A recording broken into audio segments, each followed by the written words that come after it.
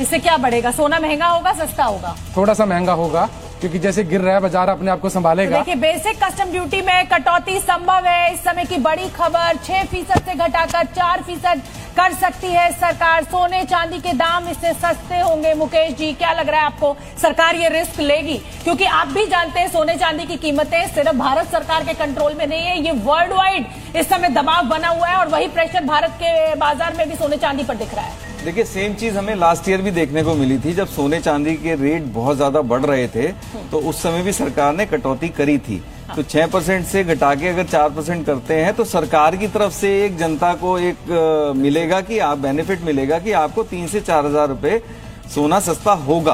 अब ये जो मार्केट फ्लक्चुएशन हो रहा है, ये ओवरसीज मार्केट का है, ये इंडिया मार्केट का, इससे कोई लेना देना नहीं है। तो सरकार की अपनी तरफ से पहल होगी ड्यूटी को घटा के कि कुछ राहत दी जाए। तो उससे आपको लग रहा है कि इंटरनेशनल मार्केट का जो दबाव है उसको बेयर कर पाएगा और जो कीमतें एकदम रॉकेट हो रही है वो थोड़ा सा कंट्रोल होंगी? बिल्कुल, थोड़ा सा फर्क पड़ेगा जी इसके अंदर। ठीक है। अब मैं एक छोटा सा सोना जो है ना, मार्केट के कारण नहीं हुआ है इंटरनेशनल। सोना डॉलर के साथ जो उथल पुथल लगातार विश्व में चल रही है उसके कारण हो रहा है।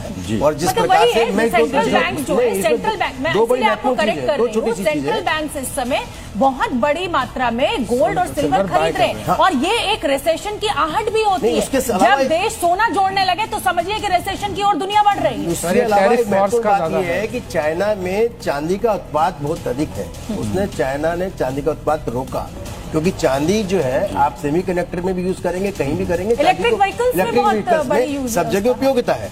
तो उसने रोका, इसके कारण उसका रेट अचानक बढ़ा। लेकिन अभी जो है जिस प्रकार से यूरोप के साथ 27 देशों के साथ भारत की फ्री ट्रेड ट्रीटी हुई है, जब इसका फर्क पड़ेगा। इंटरनेशनल मार्केट की बात हो ही रही है, तो मुझे लग रहा है क्योंकि नवीन जी, मैं इसीलिए आपको करेक्ट कर रही हूँ। ट्रीटी जरूर हो गई है, लेकिन पहले वो यूरोप की संसद से तो पास हो, तब उसका असर हमारे बाजार में आएगा। जब आप अभी से उम्मीद दिखा रहे हैं। उम्मीद के बिना तो कुछ नहीं हो सकता। जब बजट में ब्रिटेन के साथ जो बजट लागू होगा कल से उसका असर आने वाले समय में पड़ेगा। ब्रिटेन के साथ भी हमारी ट्रीटी हुई थी, वो आज तक अभी तक पास। ठीक है, मैं मनीष जी आपसे समझना चाहूंगा, क्योंकि इंटरनेशनल मार्केट की बात हो रही है यहाँ पर। अब ये देखिए, हमारे साथ स्क्रीन पर आपको 4 मेहमान नजर आए। डिफेंस एक्सपर्ट हमारे साथ मौजूद हैं, गृहिणी को ये रिप्रेजेंट कर रही है मीनाक्षी जी हमारे साथ हैं, चौधरी साहब हमारे साथ मौजूद हैं, जौहरी बाबू भी हमारे साथ मौजूद हैं, यानी कि हमारे साथ ज्वेलरी विभाग को समझाने वाले हैं, किसान तबके के गृहिणी, सब अपनी डिफेंस सेक्टर को मयंक चौबे जी इसे डिस्क्राइब करेंगे।